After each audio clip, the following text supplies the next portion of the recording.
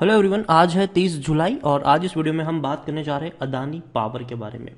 देखिए, अदानी पावर के शेयर में 1% की तेजी आई है। आज 96 रुपीज़ के आसपास शेयर ट्रेड कर रहा है। और पिछले कुछ दिनों से देखें तो जब से भैया ये जो पूरा एफपीआई वाला मामला आया था, तब से शेयर में एक बहुत बड़ी गिरावट हमें देखने को मिल रही है। और संसद में भी भैया बातचीत उठी है और अदानी ग्रुप अगर देखे तो काफ़ी बड़ी दिक्कतों से गुजर भी रहा है। शेयर्स में भयंकर गिरावट है और जो इन्वेस्टर्स है, खास करके रिटेल इन्वेस्टर्स है, उनका कहीं ना कहीं जो भरोसा है वो यहाँ पर डगमगा रहा है। वीडियो में हम बात करेंगे अदानी पावर के बारे में और खरीदारी करने का यहाँ पर मौका है कि नहीं, उसके बारे में भी चर्चा करेंगे। लेकिन उससे पहले, अगर आपने अभी तक चैनल को सब्सक्राइब नहीं किया है तो प्लीज़ अभी इसे सब्सक्राइब कर लीजिए, क्योंकि आगे भी बहुत सारे वीडियोस हैं जो आपको काफ़ी ज़्यादा हेल्प करेंगे। तो चलिए शुरू करते हैं। तो अदानी पावर 96 रुपीज़ का शेयर है। पिछले एक महीने में देखें तो लगातार 15% की गिरावट है। अब देखिए, गिरावट आई, थोड़ी सी रफ्तार दिखाने की कोशिश की, उससे ज़्यादा गिर गया। फिर थोड़ी सी रफ्तार दिखाने की कोशिश की, उससे ज़्यादा गिर गया। अब यहाँ पर एक सपोर्ट बनाने की कोशिश कर रहा है, लेकिन अभी भी हम इस सपोर्ट को एक स्ट्रॉन्ग सपोर्ट के तौर पर कंसिडर नहीं कर सकते हैं। ठीक है, पिछले एक साल में अगर हम देखें तो एक साल में 172% का ग्रोथ है। और यहाँ पर आप देखेंगे तो 35 रुपए के आसपास शेयर था और यहाँ पर मेरी बाइंग की रिकमेंडेशन थी। अदानी पावर में जब ये दौड़ना शुरू किया तब तक मेरी बाइंग की रिकमेंडेशन थी, लेकिन जब इसने 100 रुपए का आंकड़ा क्रॉस किया तब मैंने कहा था कि देखो, अब यहाँ से एग्जिट करना सही रहेगा। अब मुझे इतना पोटेंशियल नहीं लगता है। 100 रुपये से महंगा इस शेयर को मैं कभी भी नहीं खरीदूंगा। ये मैं कई बार बता चुका हूँ। अदानी पावर पे कई सारे वीडियोस मैंने बनाए हैं और हर बार मैंने कहा कि 100 रुपये से महंगा मैं इसको नहीं खरीदूंगा। और यहाँ पर देखिए कि इसने दौड़ना कब शुरू किया था। पहले, मतलब जब ये तेजी आई थी 155 रुपये तक पहुंचा था, उससे पहले अगर हम देखें तो शायद 92 रुपीज़ के आसपास था। ठीक है, और उसके बाद इसने एक रफ्तार दिखाई थी। उससे पहले देखें तो 87 रुपीज़ 89 रुपीज़ का एक स्ट्रॉन्ग सपोर्ट देखने को मिल रहा है। तो अदानी पावर मुझे लगता है कि 91 और 90 रुपीज़ का एक स्ट्रॉन्ग सपोर्ट है। वहां तक अगर शेयर पहुंचता है तो बाइंग के थोड़े बहुत मौके यहाँ पर बनते हैं। और लंबी गिरावट आई है और अभी अगर हम देखें तो लोगों का भरोसा भी कहीं ना कहीं डगमगा रहा है। देखिए, गिरावट का माहौल है। ठीक है, ऐसे में जब तक शेयर एक सपोर्ट नहीं लेता है तब तक हाथ डालना उतना सही नहीं रहता है। ठीक है, लार्ज कैप शेयर है, 37,000 करोड़ से भी ज़्यादा का मार्केट कैप है। एनएससी में देखा जाए तो एनएससी में वॉल्यूम ट्रेड भैया ना के बराबर हो रहा है। अभी सिर्फ 8 साढ़े 8 लाख का वॉल्यूम ट्रेड है और बीएससी में देखा जाए तो सिर्फ 2 लाख का वॉल्यूम ट्रेड है। यहाँ से चीज़ें पता चल रही है। पहले अगर हम अदानी पावर में देखते थे तो भैया 1 करोड़ 2 करोड़ के वॉल्यूम ट्रेड आपको ऐसे ही देखने को मिल जाते थे, और अभी 10 लाख 12 लाख में भी कंपनी के वॉल्यूम ट्रेड मुश्किल से पहुंच रहे हैं। मतलब जाहिर सी बात है भैया, पहले ऐसा कुछ था जो अभी नहीं हो रहा है और जो कहीं ना कहीं से भी नज़र रख रही है इस कंपनी के ऊपर भी, अदानी फर्म के ऊपर भी। तो कहीं ना कहीं लोग अब बच रहे हैं यहाँ पर बाइंग करने से।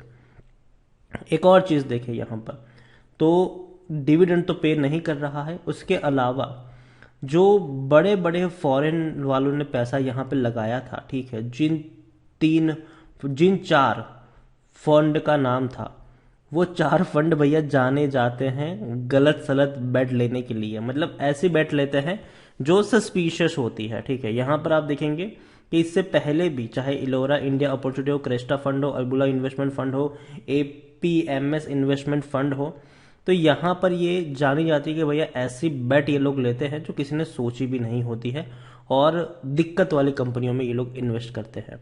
यहाँ पर आप देखेंगे तो सेबी ने यहाँ पर इंफॉर्मेशन जुटाना शुरू किया है कि भैया अदानी फर्म में, मतलब अदानी ग्रुप के शेयर्स में कौन है जिसको सबसे ज़्यादा फायदा हुआ है। अब सेबी ये जानने की कोशिश कर रही है कि कौन सा फंड है, चलो फंड तो ठीक है, लेकिन कौन सा मालिक है जिनको सबसे ज़्यादा फायदा हुआ है। चाहे अदानी पोर्ट हो, अदानी एंटरप्राइज हो, अदानी ग्रीन हो, पावर हो, ट्रांसमिशन हो या गैस हो, इन सभी शेयर्स में आखिर वो कौन से लोग थे जिनका सबसे ज़्यादा फायदा हुआ है, उसकी अब जांच पड़ताल शुरू हो रही है। और दिक्कतें ख़त्म नहीं हुई है। टेक्निकल रेटिंग अभी भी अच्छी नहीं है। अदानी पावर की गिरावट के संकेत अभी भी यहाँ पर मिल रहे हैं। इतना ही नहीं, according to Moneycontrol user 90% लोग खरीदने की सलाह दे रहे हैं, 10% लोग बेचने की बात कर रहे हैं। ठीक है, एक और चीज़ अगर हम देखें तो रेवेन्यू में लगातार तेज़ी आई ज़रूर थी, लेकिन उतनी बड़ी भी तेज़ी नहीं थी। 26,000 करोड़ के रेवेन्यू 2020 में भी थे और 21 में भी उतने ही हैं, लेकिन डिफरेंस आया था प्रॉफिट्स में। जहां पिछले 4 सालों से कंपनी लगातार नुकसान में थी, 2021 में कंपनी प्रॉफिट में आई और 1,270 करोड़ का इन्होंने मुनाफा कमाया। ये एक पॉजिटिव साइन था। दूसरी ओर अगर हम देखने की कोशिश करें अदानी पावर की, तो पी रेशियो धीरे धीरे कम हो रहा है। 28.97 का इसका पी रेशियो है, जबकि सेक्टर पी 19 से 20 का है, लेकिन फिर भी ज़्यादा पी रेशियो है, अभी भी हम कह सकते हैं। और बैंक एफडी से अच्छा रिटर्न लॉन्ग टर्म में देखे तो नहीं दिया है, लेकिन पिछले 1-1.5 साल में देखे तो भैया बहुत ज़्यादा रिटर्न है। डिविडेंड पेइंग शेयर नहीं है, खरीदने का सही वक्त क्योंकि शेयर ओवरबोर्ड जोन में नहीं है। रेड फ्लैग्स काफ़ी सारे देखने को यहाँ पर मिल रहे हैं और एनालिस्ट अभी यहाँ पर अपनी राय देने से बचते नजर आ रहे हैं। अदानी पावर अगर हम देखें तो अच्छा प्रॉफिट ग्रोथ दिखा सकता है। दूसरी ओर अगर हम देखें तो सेल्स ग्रोथ में भी इम्प्रूवमेंट है, ये पॉजिटिव चीज़ है। नेगेटिव चीज़ ये कि भैया इंटरेस्ट कवरेज रेशियो इनका कम है, सेल्स ग्रोथ उतने अच्छे नहीं है। प्लेज शेयर है इनके प्रमोटर की 28 से 29% की जो होल्डिंग है वो गिरवी है। अगर मैं आपको यहाँ पर दिखाने की कोशिश करूँ होल्डिंग में, देखिए दिक्कत कहाँ हुई थी। दिक्कत यहीं पर हुई थी कि प्रमोटर 75% की होल्डिंग लेकर बैठे हुए हैं। ठीक है, 75% की होल्डिंग प्रमोटर लेकर बैठे हुए हैं। एफआईएल्स के पास 17% की होल्डिंग है, तो बाकी बची कितनी होल्डिंग? मुश्किल से 8% की जो होल्डिंग बची थी उसी में सारा खेल हो रहा था। ये देखो, प्रमोटर तो बेचेंगे नहीं, एफआईएल्स भी नहीं बेच रहे थे, तो जाहिर सी बात है जब शेयर्स मार्केट में कम होंगे तो डिमांड उसकी ज़्यादा होगी, और यही बेसिक कॉन्सेप्ट के ऊपर अदानी ग्रुप के सभी शेयर्स दौड़ रहे थे। प्रमोटर बहुत बड़ी क्वांटिटी थे, एफआईएल्स भी सरप्राइजिंगली बहुत बड़ी क्वांटिटी लेकर बैठे हुए थे, जबकि आप देखिए बाकी फंड हाउस, म्यूचुअल फंड कुछ नहीं है, डोमेस्टिक इंस्टीट्यूशन कुछ नहीं है। तो भैया ऐसा एफआईएल्स ने क्या देख लिया जो ये लोग नहीं देख पाए, ये भी एक सवाल था यहाँ पर, और इसी की जांच पड़ताल भी हो रही है यहाँ पर। और दूसरी अगर बात करें तो म्यूचुअल फंड तो भैया बिकवाली कर रहे हैं। म्यूचुअल फंड के पास पिछले साल मार्च में 0.92% की होल्डिंग थी, मतलब तकरीबन 1% की होल्डिंग थी, वो बेच बाज के निकल लिए। वो भी उन्होंने जब बेचा तब शेयर ने दौड़ना शुरू किया। तो ये चीज़ आप समझिए यहाँ पर। ओवरऑल मैं मानता हूं कि अदानी पावर, देखिए मुझे 90 रुपए के नीचे मैं इसको खरीदने की कोशिश करूंगा अगर वहां पर पहुंचता है तो, लेकिन जब पहुंचेगा तब दोबारा मैं इसको एवेल्यूएट भी करूंगा कि चलो ठीक है कि कितना पी रेशियो है, सरकमस्टेंसेस कैसे हैं, जो सेबी इंक्वायरी कर रहा है वो कहाँ तक पहुंची है, क्या इसमें अदानी ग्रुप कहीं फंस सकता है कि नहीं। हालांकि फंसने के चांसेस बहुत ही कम है अदानी ग्रुप के, लेकिन अदानी पावर स्पेशली देखा जाए तो वो एक प्रेशर में रहेगा, क्योंकि देखिए जो सवाल उठ रहे हैं वो पूरे अदानी ग्रुप पर तो उठ ही रहे हैं, लेकिन अदानी पावर पर भी एक बहुत बड़े सवाल उठ रहे हैं यहाँ पर।